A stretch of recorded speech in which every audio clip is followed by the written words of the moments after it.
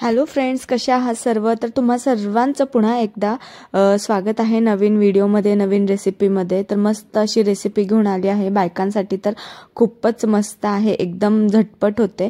आणि जे पण आम्हाला ओळखतात तर ते म्हणतात की काय सारखं सारखं खिचडी खाता तुम्ही, सारखं उठलं की सुटलं जेव्हा बघा तेव्हा खिचडी खिचडी म्हणतात. तर मी वेगवेगळ्या प्रकारची करते.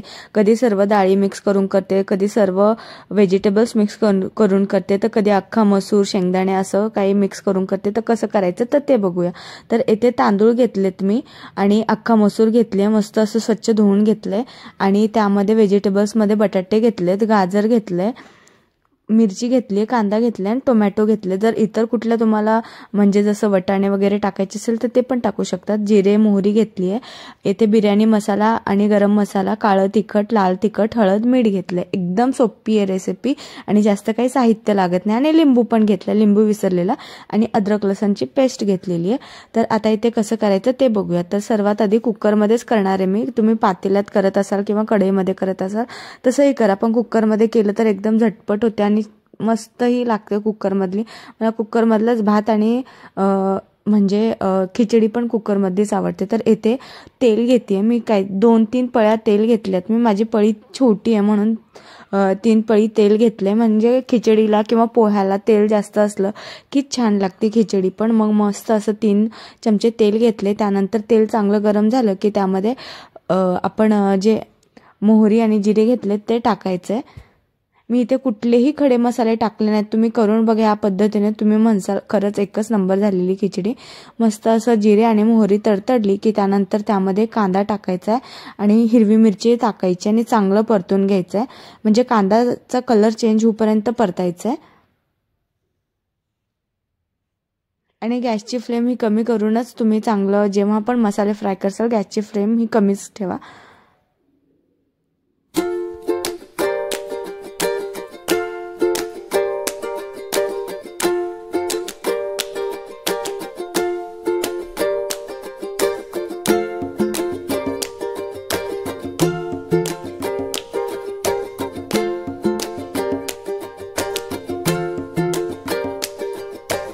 तर आता इथे मस्त माझा कांद्याचा कलर चेंज झाला आणि कांदा चांगला परतला गेला. अशाच प्रकारे कांद्याचा कुठलीही भाजी करताना, काही करताना आपण जेव्हा पण मसाले किंवा कांदा, टोमॅटो हे टाकू चांगलं परतायचं आहे. कारण त्याला कांद्याला काही वेगळा वास असतो, मसाल्यांना असतो, तर तो येत नाही. खूप छान लागतात जर चांगलं परतल्या गेलं. आणि भाजी म्हणा काही पण आपण जे कुठलेही पदार्थ करतो तर छान होतो. तर आता इथे मसाले टाकून मी सर्वात शेवटी जो लिंबू घेतलाय तो टाकायचा. लिंबू स्किप करून तुम्ही दही असेल तर दही पण टाकू शकता.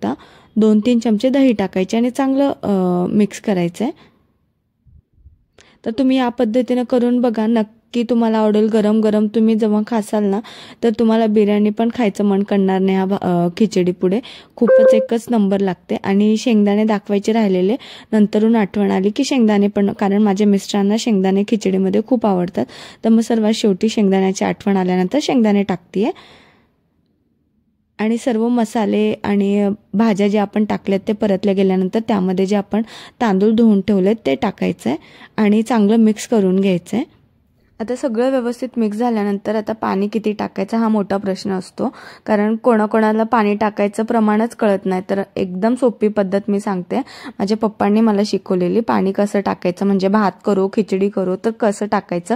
जेव्हा पण आपण पाणी टाकू तर जेव्हा पाणी टाकल्यानंतर त्या म्हणजे कुकरमध्ये थोडंसं बोट टाकायचं आपलं, जे मी आता दाखवतेच पुढे. 2 खांड्या पाणी म्हणजे भाताच्या वरती 2 खांड्या पाणी असलं तर समजायचं भात व्यवस्थित शिजतो. कारण माझे पप्पा बॅचलर लाईफमध्ये स्वयंपाक करायचे. म्हणजे बॅचलर लाईफमध्ये प्रत्येकाला स्वयंपाक करून खावंच लागतं स्वतःच्या हातचं. तर मग माझे पप्पा स्वयंपाक करायचे, एकदम छान करायचे माझे पप्पा. नॉनव्हेजच्या भाज्या, परत भाकरी वगैरे सगळं. आता ह्यावरून असं नका समजू की माझे पप्पा घरात स्वयंपाक करायचे. एका काळी माझ्या मम्मीला बरं नसलं किंवा माझी मम्मी दवाखान्यामध्ये ॲडमिट होती तर त्या टायमाला माझे पप्पा म्हणजे पप्पाच करून आम्हाला खाऊ घालायचे स्वयंपाक. तर मग त्यांचंच मी पण शिकली आहे. तर आता इथे 2 शिट्ट्या काढून घेणार आहे मी. तर आता इथे बघा मस्त असा शिजलाय भात. तुम्ही बघा मस्त असं म्हणजे एकदम मोकळा मोकळा झालाय. तर आता मी सर्व करते. तर बघा तुम्ही कलर बघून तर कळालंच असेल. खायला तर एकच नंबर झालेलं. पापड, लोणचं आणि दही ह्यासोबत तर जर तुम्ही खासाल तर तुम्हाला खूपच आवडेल. आहे ना अगदी सोपी झटपट होणारी मसालेदार मस्त अशी चमचमीत खिचडी माझी. तुम्ही देखील अशा प्रकारे घरी तयार करून बघा, तुम्हाला नक्की आवडेल. आणि आजचा व्हिडिओ कसा वाटला तर कमेंट करायला विसरू नका. आणि जर माझ्या चॅनलवरती कुणी नवीन आला असेल तर प्लीज माझ्या चॅनलला सबस्क्राईब करा, कारण सबस्क्राईब केल्यानं मलाही अशाच नवनवीन रेसिपी बनवायला उत्साह येईल. तर भेटूया पुन्हा असाच एक व्हिडिओ घेऊन, नवीन रेसिपी घेऊन. चलो देन बाय.